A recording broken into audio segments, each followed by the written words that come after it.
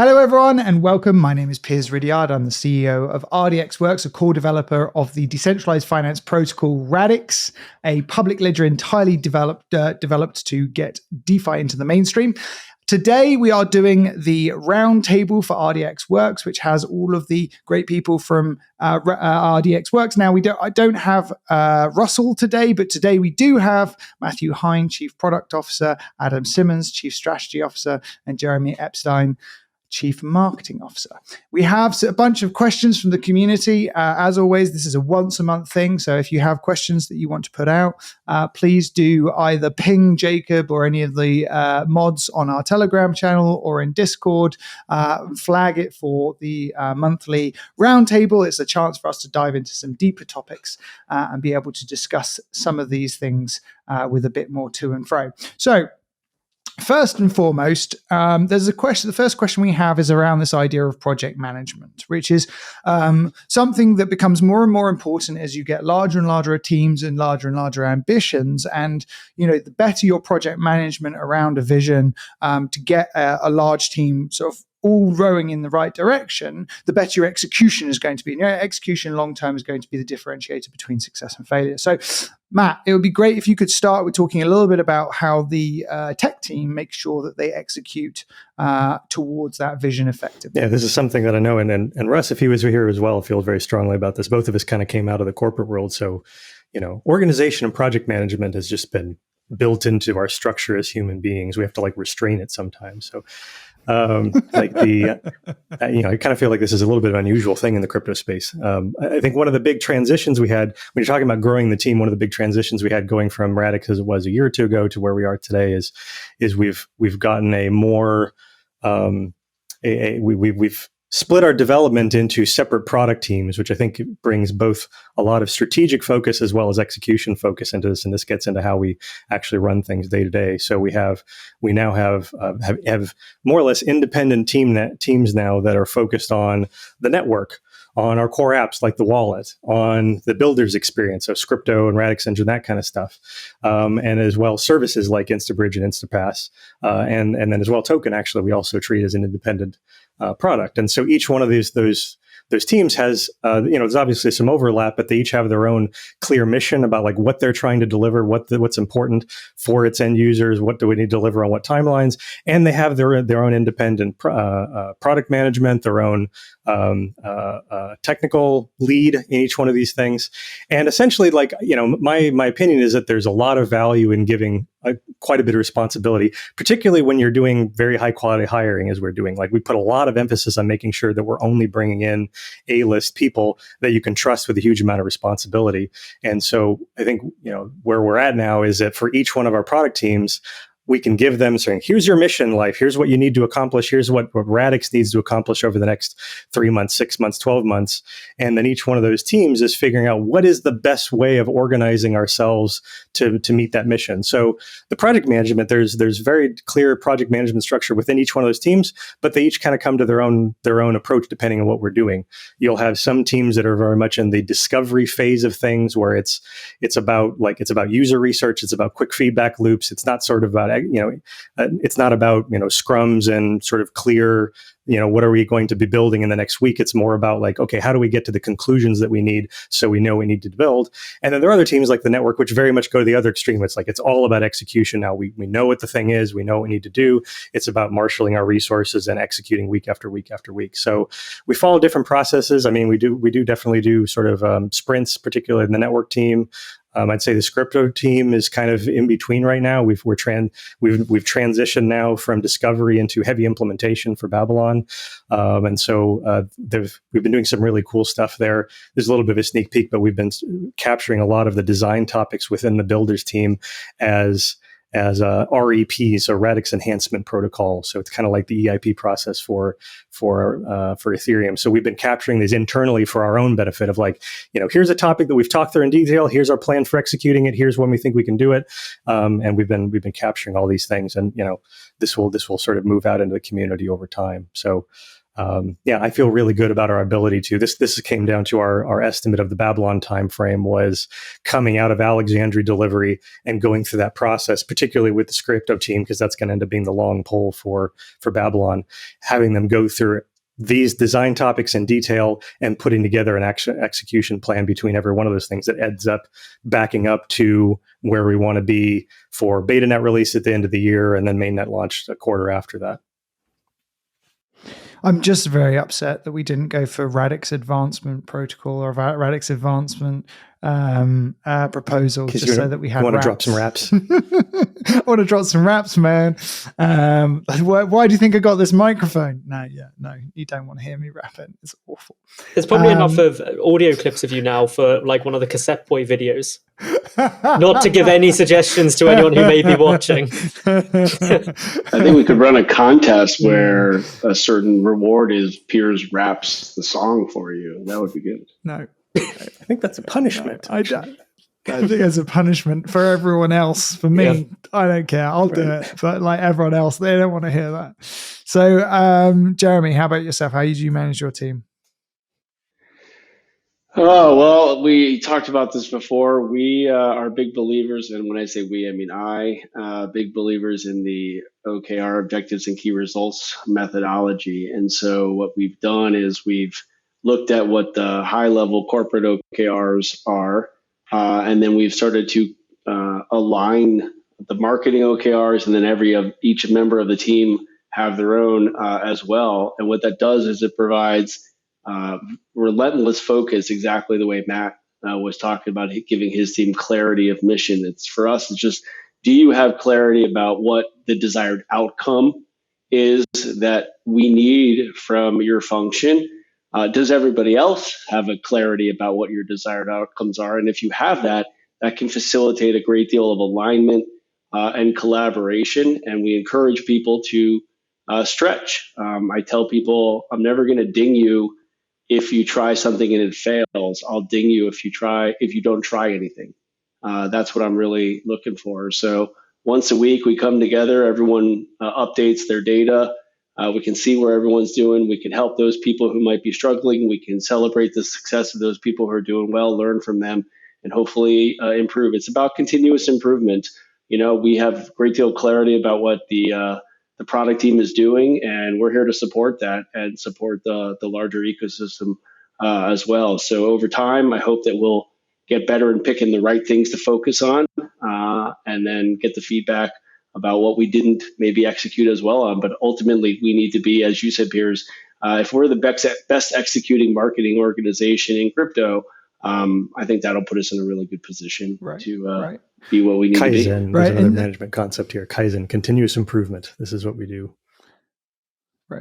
Right. And there's this people, I think, so like with the OKR framework, you're going basically from quarterly, annual, and then like sort of 5 years out, and all of those things should like flow into each other as to how you achieve each milestone, and then like how those milestones then relate to what you're specifically each of your team members are doing, which it's a really great thought. Yeah, I was going to say, sorry to cut you off. It's a really great. Yeah, thank you. Okay, then I don't apologize for cutting you off. I'm going to keep cutting you off, man. No, what I think it does is it forces everybody on the team into a really good practice to ask yourself, is what I'm doing today going to affect the outcomes for this quarter so that I can affect next quarter, next year, and so on, and work forward. And I think in true Radix mentality of thinking future back, $400 trillion backwards, we're thinking back from all the way from that, what we call the Radix revolution, all the way back. And then we would think about what matters today and then what doesn't matter today. So it's really a healthy meditation on putting, the 24 hours a day into the single most important thing. We don't always do it. Slack can get in the way, email can get in the way, kids can get in the way, but we do our best to keep coming back to those important focus areas.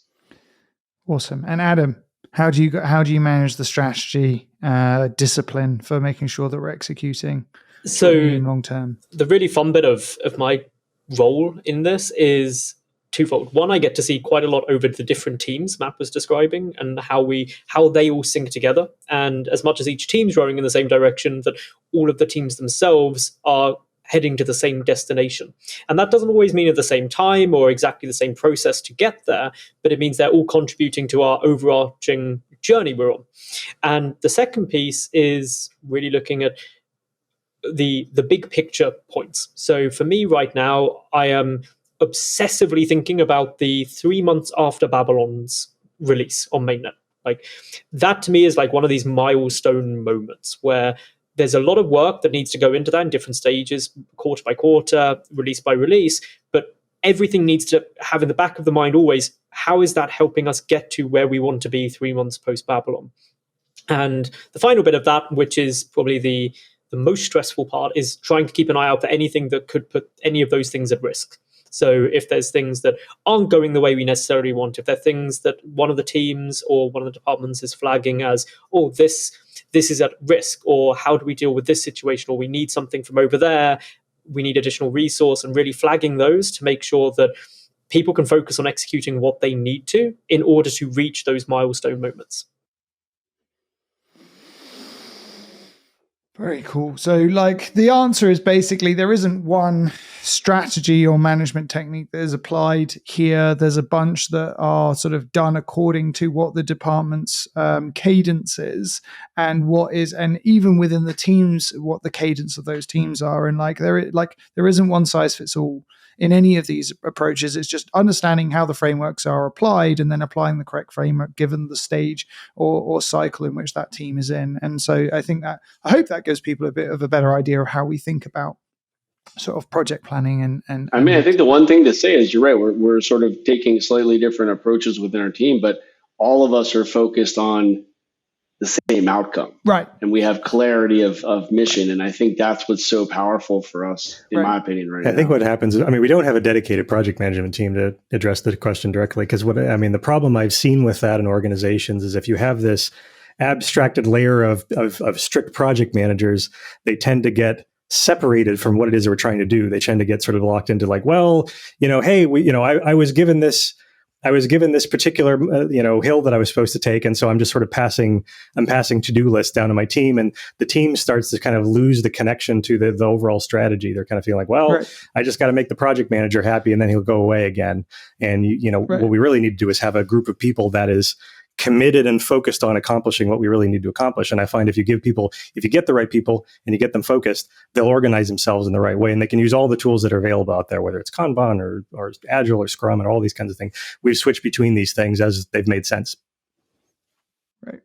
Give people a clear goal, but don't necessarily tell people the tactics to achieve that goal. Mm-hmm. Yep. The second part of this question is sort of we've seen a number of variations of this in the community, which is now that we've extended the Babylon release window. Babylon begins at the end of this year, but completes as a full release Q1 2023 to make sure that there's enough time for testing and integrations and all this sort of good stuff that keeps your partners happy and make sure that everyone who relies on the network can actually do what they need to. How is that affecting Xi'an and should we reasonably expect that Xi'an will be pushed back to at least 2024? Yeah, I can take that. It's a good question. And this is a perfect thing to talk in this forum because it's one of these answers. It's not like, okay, there's not a simple answer to this question. You're going to have to understand what's behind it a little bit.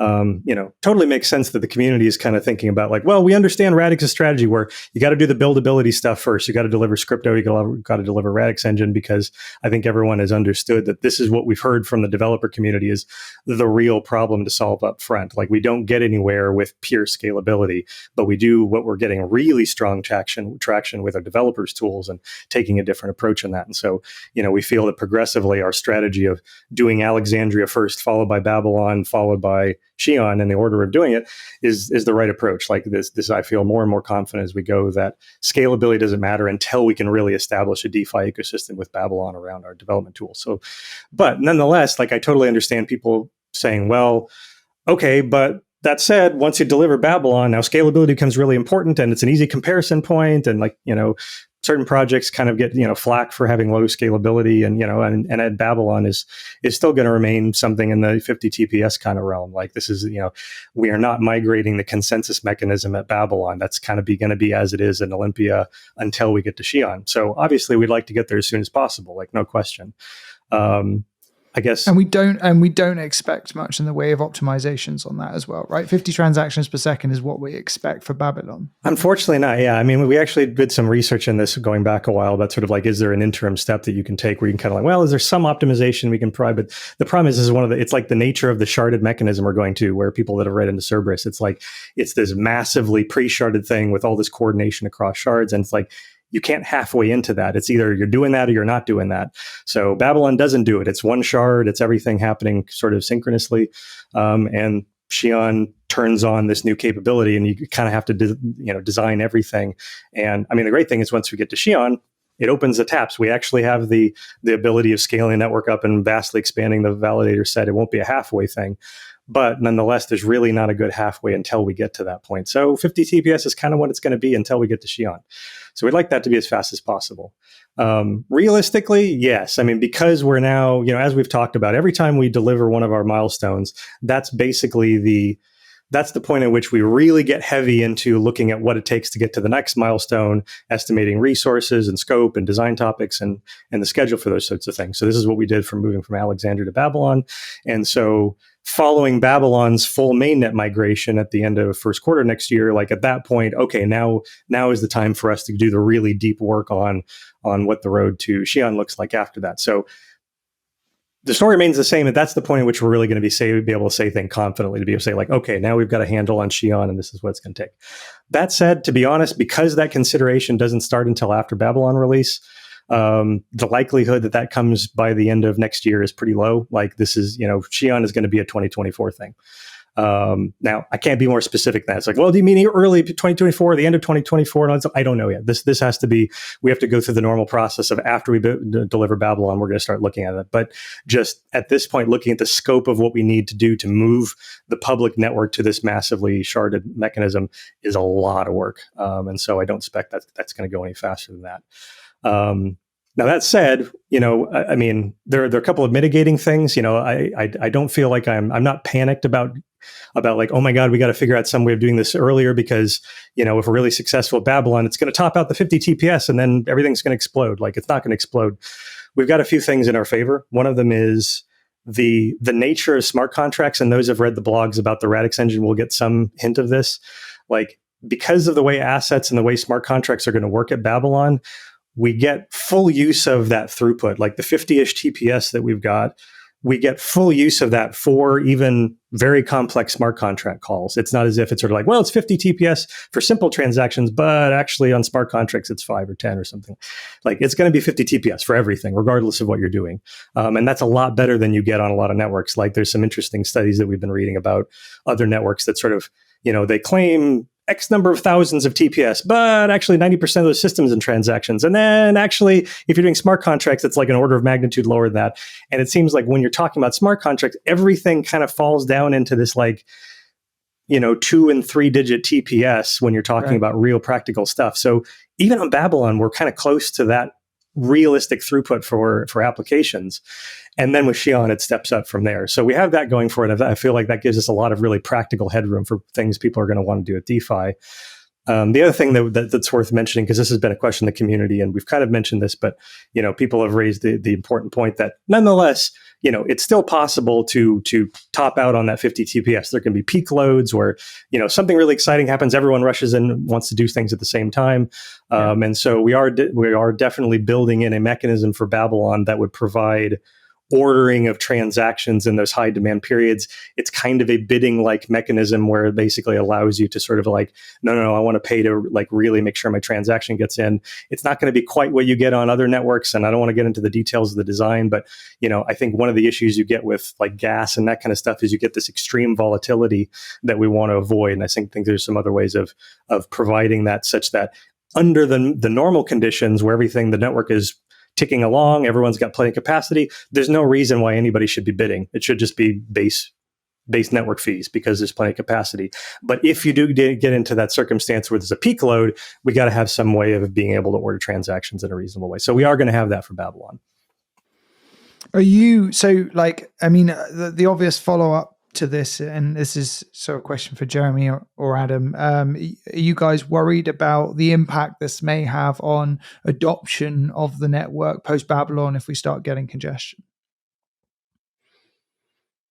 From my side, not really. Like if you look at some of the other networks that are running with a DeFi ecosystem on them, even like a 9-12 months out, they are still most of the time in single digits TPS from what I've seen. So, and they are already eating up really quite considerable market share from Ethereum's DeFi. So if you start looking at that side of things, it would have to be astronomically quick adoption and or astronomically quick growth of the DeFi industry as a whole to start really threatening that in the short term. And the other thing is, it sounds like a long time if we're saying Xi'an is going in 2024, but that growth changes over time. So like if you look at, like, you do have big spikes of growth, you have times when the entire market is growing more steadily, there is more competition in the market from other places, and Radix is all about that long-term vision. And actually, when we sit there in 10 years time as probably the only network that can scale to that need of the entire industry at that point, we're not going to look back and be like, oh, was it 3 months, 6 months, too early, too late, whatever. And so the approach that we've got of get builders in, get that fundamental ecosystem, get the early adoption, and then scale it is the right approach, and really lets us get to that really strong position and lay the strong foundations for that down the line. Yeah, I think it's worth mentioning that in almost all circumstances outside Ethereum, the situations where other L1s, other smart contract L1s have run into scalability problems, it hasn't actually been like the TPS of the network. Even like Cardano, which is like, pretty slow as it is right now compared to Solana and some of the other things. Like Cardano, like the issue they ran into wasn't actually their TPS, the thing that was in the news about like they launched an AMM and everything. The issue was actually in the buildability side. It was the fact that like the way they had formulated their extended UTXOs and the way those interact with smart contracts and the way transactions were formulated, it was like they were bottlenecking on a smart contract and they got nowhere near the TPS of the network. It was just the fact that they were bottlenecking in the way interactions with the smart contract worked. So, if we avoid all those things, TPS really isn't the fundamental problem until you start deeply getting into, Ethereum is 15 TPS or something like this. And that is, I think, the only network that has the level of adoption where you actually reach the limits of their fundamental TPS on a regular basis. So that's a lot of headroom for me. Obviously, we'd love to get there. We'd love to be like, steal a large percentage of Ethereum's volume before we get to Xi'an. But even if we did that, we could handle all of Ethereum's volume and do better than they're doing because it's still multiple times what 15 TPS does. So nothing would make me happier than being at 50 TPS, because I'd be like, I'm really sorry that we've created such a developer-friendly environment to create these world-class apps that drove such remarkable adoption. I apologize for meeting the needs of developers better than anybody else. Right. And by the way, we've been telling you since the very beginning that we have a plan for infinite scalability. So yeah, I guess we overperformed. Our apologies. We'll try to do worse next time. Right. I mean, the thing I keep saying, and like, I just love the statistic, is like in the last 2 years, capital is 220x, going from $1 billion to $220 billion TVL. DeFi developers have 2x'd from less than 10,000 to just less than 20,000 developers. Like, we are doing so bad. And capital is still flooding in, and this is flooding in on networks that are completely congested. It isn't congestion that is the problem. And like, even if Radix is congested, if there is a fantastic developer experience, if there's a fantastic user experience, people are just going to pay a little bit more and wait a little bit longer for a period of time, and then that goes away. And we've always been clear about this roadmap to full scalability, but that this being the right order of things. Like we'd like to do things all quick and all at the same time, but we can't. And this is absolutely the right order of things. And it's about creating the demand for the product before you have the, you build the small club before you build the big club. You build the small restaurant before you build the big restaurant. And like these are all the same things. Like it doesn't need that headroom until it needs it. And when it needs it, we have a roadmap together. So let's go on to the next question, which is sort of related, which is, do you feel Scrypto adoption is on track? Matt? Yes, done. Matt, done. Yes. How do you know it's on track? So I know it's on track. Actually, like I want Adam to answer this one because we've been putting a lot of thought into how we capture success, but a lot of really good stuff. So developer success right now and like Scrypto adoption is very firmly a case of developer enthusiasm in the tool. And the reason the enthusiasm of developers is so key is because we are asking people to join us on this journey. And not even just join us, we're asking them to be the integral part of this journey. And until Babylon is rolled out on mainnet, they need to go through some stages. It's AlphaNet, it's then into BetaNet, it's to get other systems in, it's to grow that demand for consumers to come into. And that is not just a case of, hey, how many developers have you got at one static point? It's a combination of that with actually how are they engaging? So an amazing thing someone on Jeremy's team did earlier this week was they created a new Discord channel for, I've forgotten what it's called now, but it was something like find a builder or search for partners. Search for partners. Partners wanted. It's not a it is for developers. Yes. Not the best place for Lonely Hearts, but yeah, that has already got a little bit of traction. And this is what we mean by enthusiasm. It's like, how are developers engaging, naturally coming together into forming projects, to learn more, to upskill each other, to ask questions, to build a community who want to build these things. And a really good example of where this matters is as you start onboarding, as we get further down the cycle of Babylon releases and Scrypto releases, we're going to get a broader audience of people starting to come in and go, wow, I've seen a lot of people building on Radix or building for Radix. How do I get started? And the more enthusiasm you've got in that developer community, the more supplementary content they're going to have, the better community they'll have to ask questions with. And that all then leads to propagating this flywheel of success. And every time you're building up an ecosystem or a platform or a multi-sided market like this, you're looking for those flywheels where what do you need to get them started, where that energy just keeps compounding and compounding to the point that your input is irrelevant in the long term. And that is ultimately what you want in these community and platform style ecosystems. Mm-hmm. And that's what we see happening. Sorry, go ahead. Go ahead. No, go ahead. No, I was going to take it on a slightly different trip, but I think this is a great example coming back to what we talked about before, where we know that developer enthusiasm at this stage of our evolution is number one.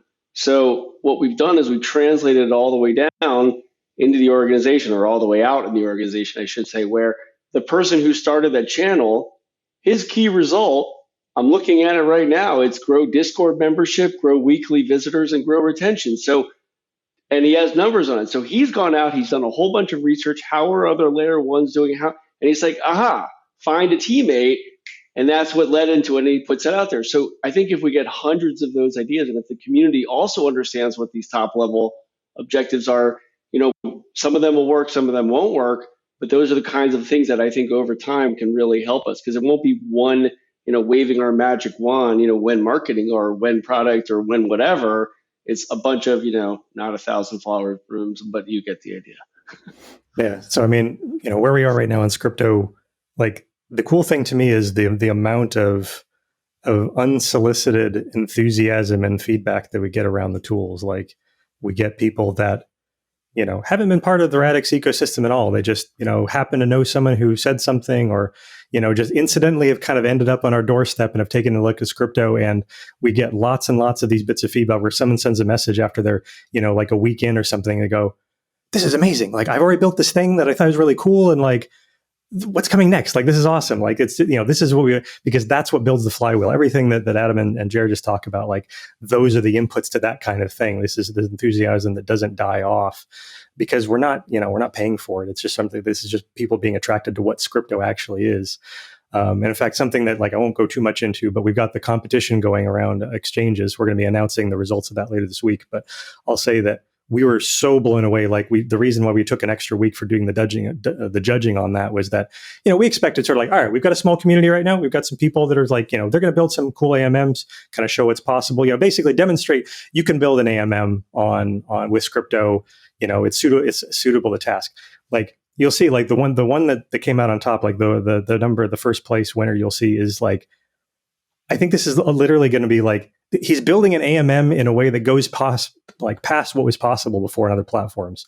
He was sort of took inspiration from this other AMM that had some interesting qualities, but then he's like, but actually making use of the transaction model you guys have, you can solve this whole area of the problem that like they had to deploy a separate smart contract to do this, but actually just happens in the transaction model for you guys. He wrote up this great description about how the whole thing works. Like it's really exciting to see people that are not just kind of going, oh, I can do a Me Too on Radix. Like Radix is also capable of doing these things you can do other L1s. We have people that are already finding the places where they can find a competitive advantage using Scrypto. And that's the whole point.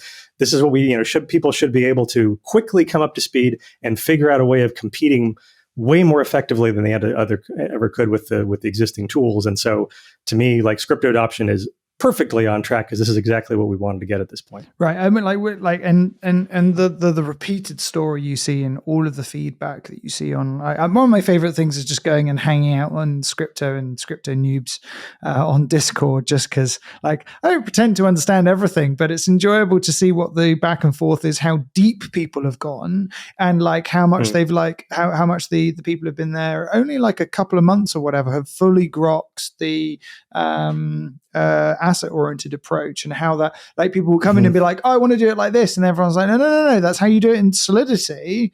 It's way easier if you do it like this. And they're like, oh my god, like mind blown moments. And like the frequency I see feedback of the form, I just did this in a couple of days and it would have taken me a month to a couple of months to do in Solidity. Like, and that level of increase in productivity, it's more than a 10x, and that's incredibly powerful, because what people don't realize is when you're think about it from the point of view, if you sat down in front of a word processor, who uses that anymore? You sat down and you wanted to write a document, right? And you've got all of these ideas and you just want the document to flow. And when you get into that state of flow, it's incredible and you're like productive and you're constantly doing things. And now imagine that the computer was constantly boxing with you.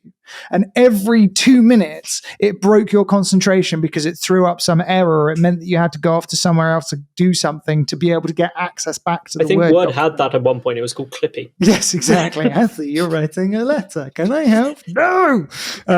So like, I think that people like, it's not even a 10x in the speed of like productivity. It's also the way in which it gets out of the way a state of flow, and that ability then to create innovation. Like we are so excited to see what happens out the back of that. So yes, very much 100%. Very much loving how Scrypto adoption is going. Next question. And I'll just say, like, sorry, can I throw some more props to the product team? No? All right. No, it's just like you see these comments come in, and as a marketer, you're like, wow, this is, because in this world of hyper-connected people where anyone can amplify any message, that the best product, the best experience, not even the best product, the best experience is going to win. Because that, all my job is, like there are fires out there. Our job is just to pour a little gas on the fire. We don't have to kind of go manufacture like fake interest because it's really there. So for example, all these quotes, we're creating a library, and you better believe we're going to be putting them on like virtual billboards essentially, and all kinds like, here, don't take it from us. Look at what this guy said, link back to the Telegram, Discord, Twitter, whatever. Like, it's phenomenal. And so when people are talking about this and you see the genuine, like to Matt's point, unpaid for enthusiasm, it's like, thanks for making my job Some of easy. these quotes are so close to things that we've said internally that we hope people will say about it. I literally feels like some of them were written by like members of our, and I promise you they weren't. Like, they're so good in terms of what we were aiming for. It's like you never see enthusiasm like this around products like that, especially developer products, because people really have strong opinions about developer products. So like, yeah, it's going great. next question: will the team, the entities, be looking at listing on smaller exchanges, given the long timeframes of tier 1 exchanges? So like tier 2 exchanges, tier 3 exchanges, these are sort of, depending on where you put them, your sort of ones that you've never heard of, but suddenly people start going, have you, this token, it's listed on this exchange. You're like, what's that exchange? So like the short answer is yes. The long answer is it is, we say this every time, but it just takes a while to get these exchange listings done, as a tier 1, as a tier 1, as an L1. We understand the importance of exchange listings, in terms of liquidity, in terms of distribution, in terms of, and like with the whole Bitfinex thing, and deposits and withdrawals being unavailable for, I think it was a week, or was it slightly longer than a week? A little more than a week. Even, like what that emphasizes in terms of like the lack of alternative venues that are available, that's a problem, and we definitely put our hands up on that. I can guarantee that there will be more exchange listings this year. That's 100% going to happen, and we're not only going to be going along with one tier 1 exchange listing. But like it either you go right at the bottom tier and you can just like get something done immediately, but there will be no liquidity, and it won't be decent integration, and like there's not really any distribution, and you're forcing people to use an exchange in like dodgy jurisdictions, and you don't know what their process is for like safety of customer data and all this kind of stuff. Like, so we're constantly in this battle between move quickly and throw money at a thing, and like, no, we need to make sure that we're doing the right thing for the long-term health of the network, as well as the best thing we can do for the users that want to get access to the network. And another thing on that as well is that there are other parts of exchange listings that have value. So, for example, one thing I'm acutely aware of is that we don't have a proper rank on CoinMarketCap, right? Because we only have one tier 1 exchange. Many of the smaller exchanges would not help that, because from CoinMarketCap side, for example, they look for high trust score exchanges that have suitable amounts of volume to help verify that ranking. And so these are exposing us to new audiences and making it easier for people to onboard or offboard into XRD when they want to. These all come into play, and it's a holistic decision on which of these to do, and also which ones we want to continue to support over time. Right. I think linked to this, like the sort of the related question is like, what caused the Bitfinex downtime issue, and can this be avoided in the future? It is a linked issue. It's kind of there's sort of a special story for Bitfinex, and it talks about sort of the approach we're taking with exchanges going forward. There was, obviously they were the first major exchange, and we put a lot of effort in making sure they were ready to go at mainnet launch some time ago now. And at that point, like this was before the new API, and we kind of like we knew that a new API was coming at that point. There was the Jepsen report and things like that we've been working with, and we knew we were going to migrate to a new structure. But it was absolutely a requirement that we had to get Bitfinex live at mainnet launch. And so we pulled out special stops that like broke glass we would not normally break, and decided to give them a custom node that was kind of giving them like a very like narrowly focused version of one part of the API that we've moved to now, but in kind of a special form, like specifically for their needs. And we built them a custom node, and that's what they've been running since that time. So the issue was that basically they ran into an issue with that custom node, which was the solution to this was basically migrating to the new API structure and the new node. And that took, unfortunately longer than they were expecting, because it's like, they've got to redo their deployment. They've got to figure out there's a change in the integration, all the API endpoints. And so there was a bunch of just kind of rigmarole that, it would have been nice if that happened in a more orderly way, but this was a one-time thing, unfortunately. And this is, we were working with Bitfinex. We basically we had the DevOps team on calls, but we're not on calls with them, but in a Telegram channel with them constantly from the first day. They were right on top of this. They saw this as a problem. We were trying to provide support to them, and we got through it as quickly as we could. Unfortunately, it wasn't as fast as any of us would have liked, but now they've migrated to, now they're on the new structure. They're on the release node. We don't expect this problem is ever going to happen again. And critically, we've never given that custom node to anyone Bitfinex. This was a one-time thing we did for mainnet launch. And so all of the exchange integrations that we're pursuing right now, the great thing is we're now at the point where we've given them the documentation and the new structure for the core node and the gateway.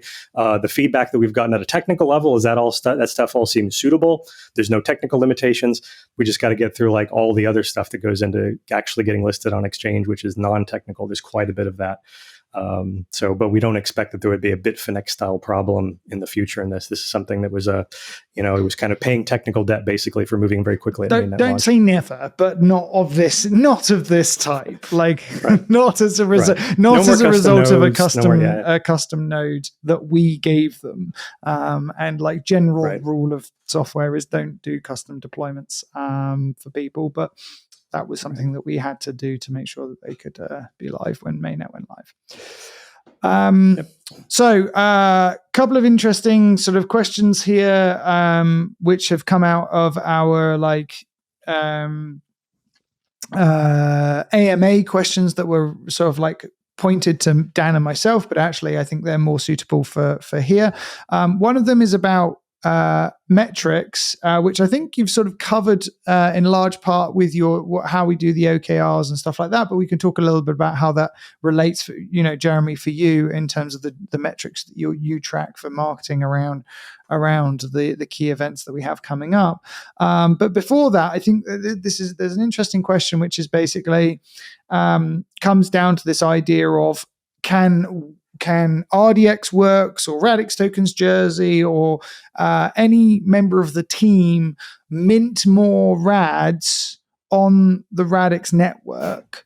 And if not, why not? And I think like the nature of this question comes into like different networks are initiated in different ways, and like things like Zcash had this like master seed that they went through a very complicated process of creating in the first place, that if you could theoretically like create new tokens arbitrarily on Zcash network, and who would know, because it's a privacy network, right? So like real problem, right? So why is there not that problem with Radix? Yeah, and I mean also just take a little bit further, I think that one of the other reasons why I assume someone might be asking about this is if on our network, the XRD token operates the same way as any other token. It's not sort of this Ethereum situation where you've got, there's the ETH token, but then there's ERC20s. Like if you issue your own token on the network, it's the same, it operates the same way, same interfaces, same behavior. And so if you look up the XRD token, what you see is, it's a mutable supply token. Anybody can choose to do a token that's either mutable or fixed supply. And so obviously the XRD token needs to be mutable supply because we've got emissions and we've also got burning of fees that happen. So the supply both increases and decreases over time. So the question is sort of like, so if it's mutable, then is there a secret key in there? Is there some sort of Zcash thing? Is there some sort of like a universe key that we're holding in a vault somewhere that allows us to do how did the Radix token come into being and what regulates the supply of this? So fortunately, it's a pretty straightforward answer to this. And it actually kind of gets into the way the token works on Olympia network. And even there's some similarity to how it's going to work on Babylon. In the end, it is a mutable supply token, but long story short is that there is a particular authority for who is allowed to mint a mutable supply token. Again, this goes for any token. If you mint your own token on Radix today and you set it to mutable supply, basically you, the account that minted that token, have the right to mint and burn that token. And so anyone can see that. They can see okay, this account is the only one that can do that. And the protocol will enforce that no other minting and burning can happen. Well, XRD is a little bit special because XRD was brought into being at Genesis. It wasn't issued after the fact. It's not like Radix Tokens Jersey issued the Radix token on the network later. This was part of the genesis of the network. And so actually the way it happens, if you pull the information on the API for XRD, the minting authority, the minting and burning authority for the Radix token exists, and it's the system.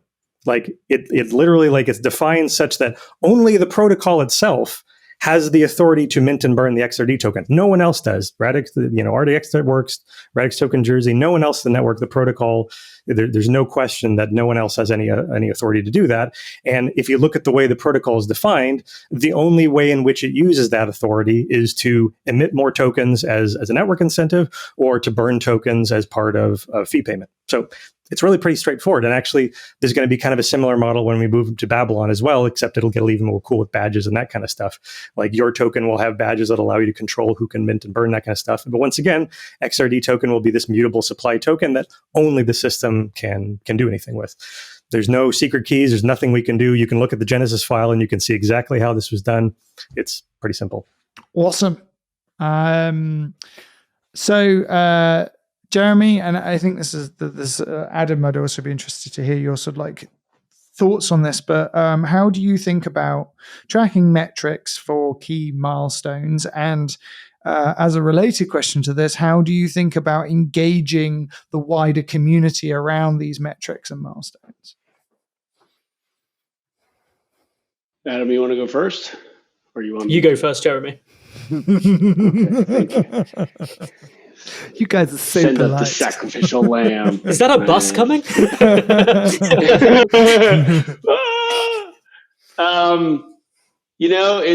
It's interesting. So tomorrow, or I guess the end of March this week, you'll also see the shard 2 of what we call Marketing Wednesday, and that's where I'll be sharing the top level results or the objectives and key results for the marketing organization for Q2. And so the idea there is to basically help the community understand what we're focused on. I've outlined what the strategy is.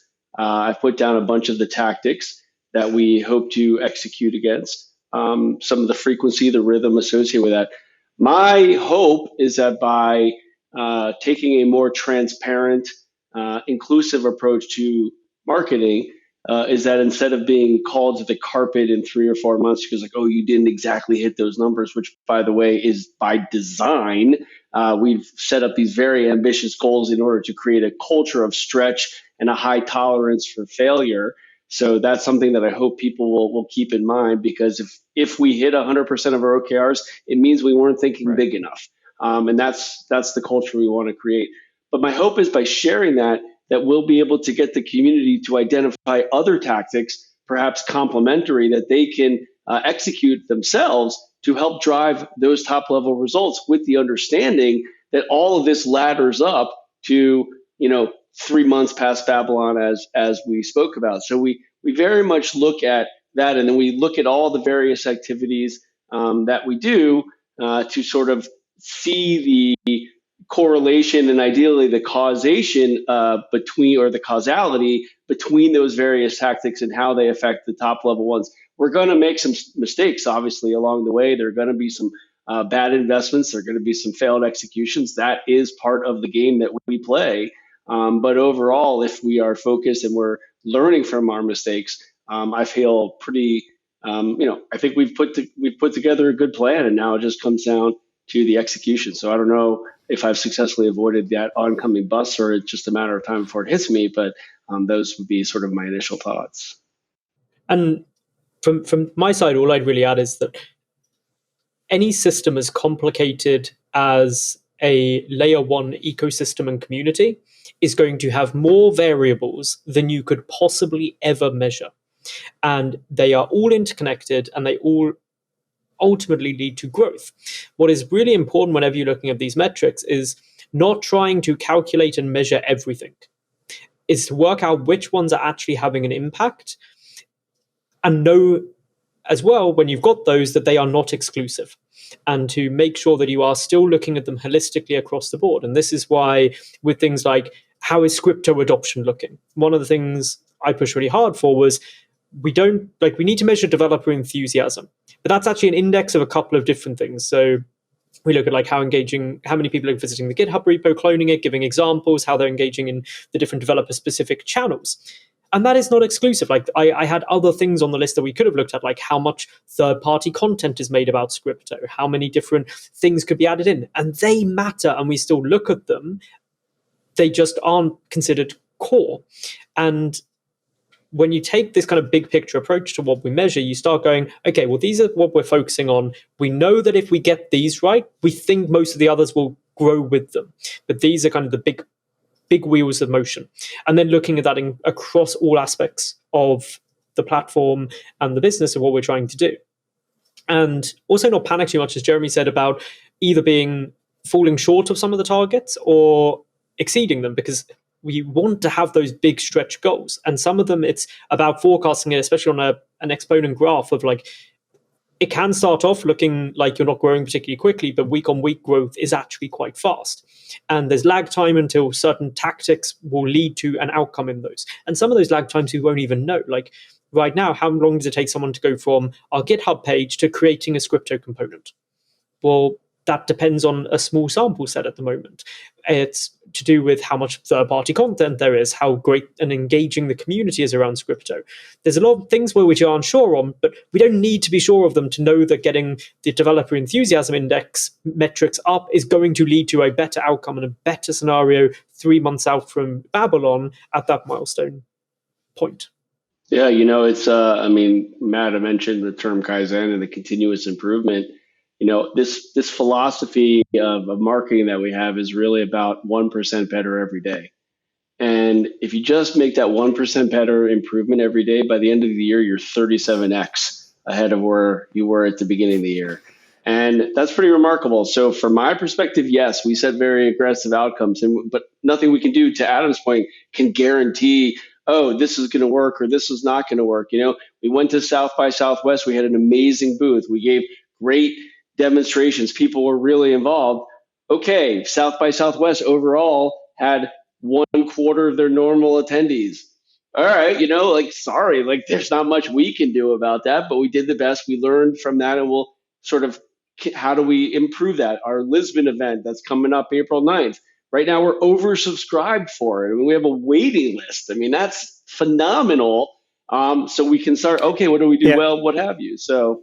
And what we learned about running the developer sessions at South by Southwest is feeding directly into how we're going to be running and improving those sessions in Lisbon. So it's like, this is plus exactly not to give anything away or spoil anything. There are other holistic things that happened at South by Southwest that, when you look at them big picture, on their own made that event completely worth it. That doesn't mean that it's a repeatable process, though. Like, it was... There were chance things. For Are the you most saying part, that me getting smacked to the floor by someone half my size in the middle of the conference was a good thing? The ROI on that is I was very sad. I skipped to the end of her interview video, and it wasn't on there. And I was like, it was well, after that. She did the interview video, and then she went off looking at things, and then she came back, and I wasn't even speaking to her, and she started a fight with me, and I was like, go on then, and she literally dumped me on the floor. I was like, cool. So as I said, there's some metrics which we need a GIF of you that. can't always quantify how some metrics feed into the big picture, but that will somehow. We probably don't need to worry about it as part of the flywheel. But there are other ones which I don't want to start it as a trend. I don't want to get punched. Yeah, please don't attack Piers if you see him. Please don't.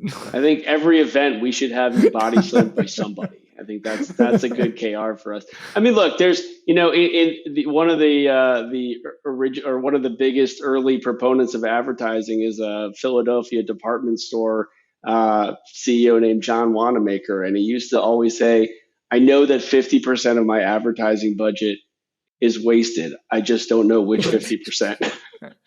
It's like, okay, you do the best you can, and you keep focusing and learning. One thing I'll add to what you said earlier, Jeremy, was it's about getting 1% better every day, but I'm also a huge proponent of the principle of marginal gains, which anyone who's watched the roundtable, I'm sure I've mentioned this before. There is not one thing that you will do astronomically better than other people to get the gold medal.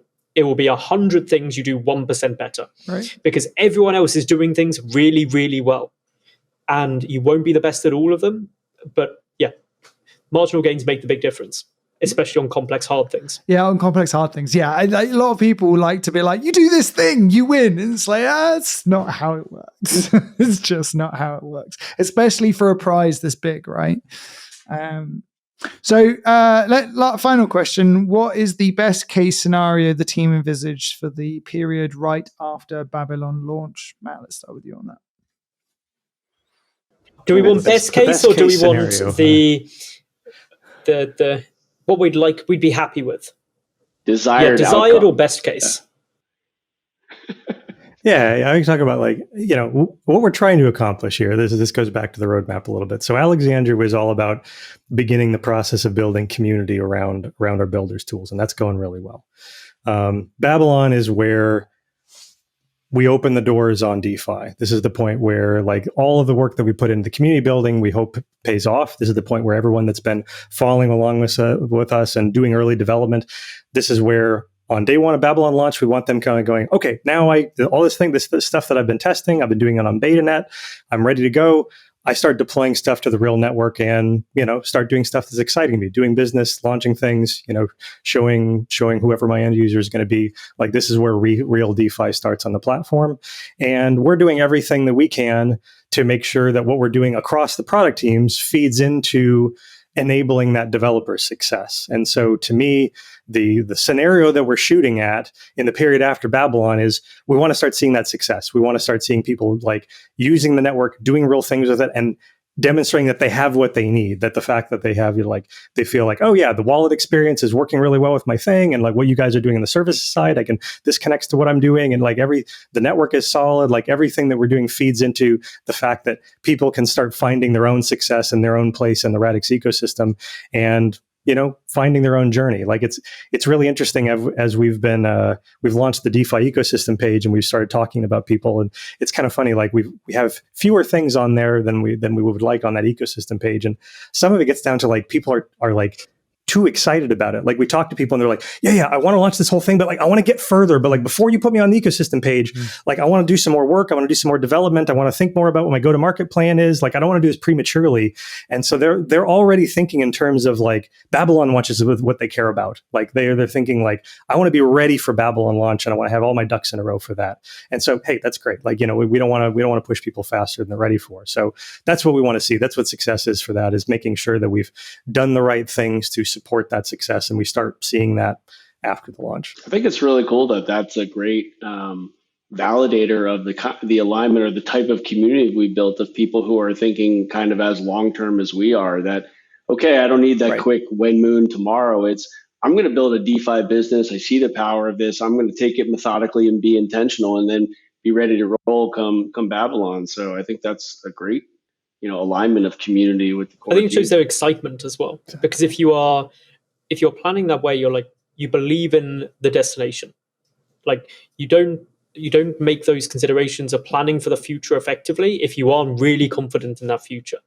And the success of the Radix ecosystem is about the builders finding success, not Radix specifically. Radix will be successful if the people building on it are.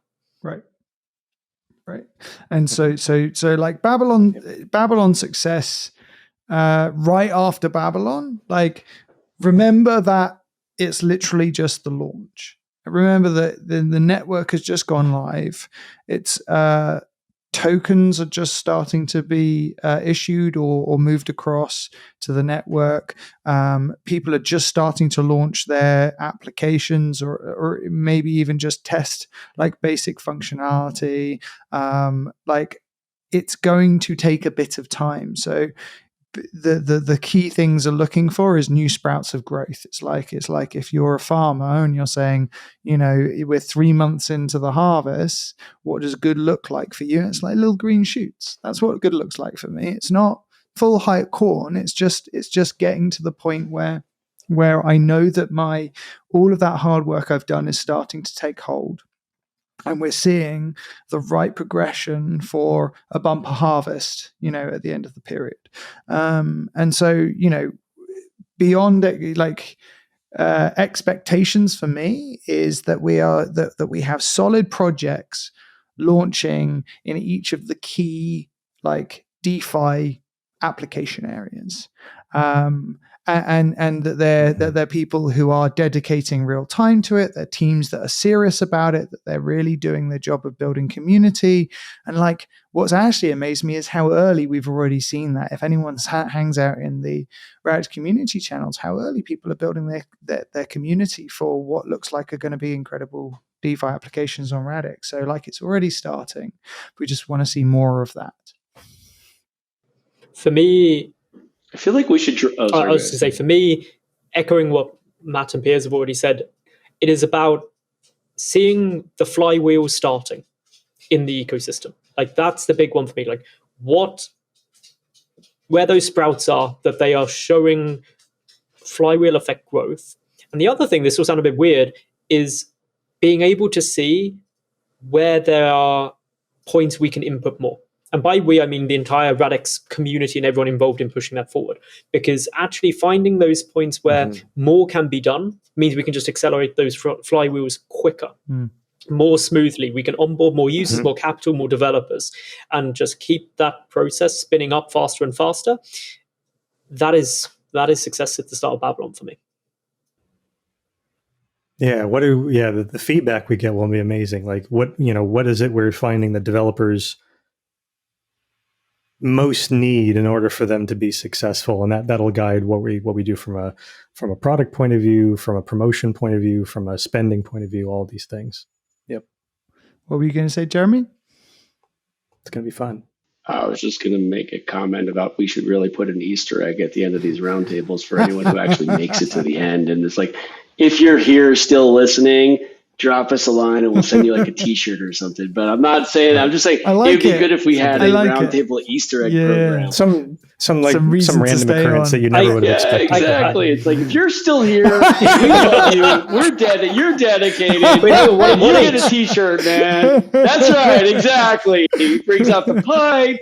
Like that's then you know that the Radvocates are here, like the people who've had the revelation. That's what I'm thinking about. I mean, I'm done. I agree. See, that's a good point. The thing is I know you don't smoke, but you could totally believe you smoke a pipe.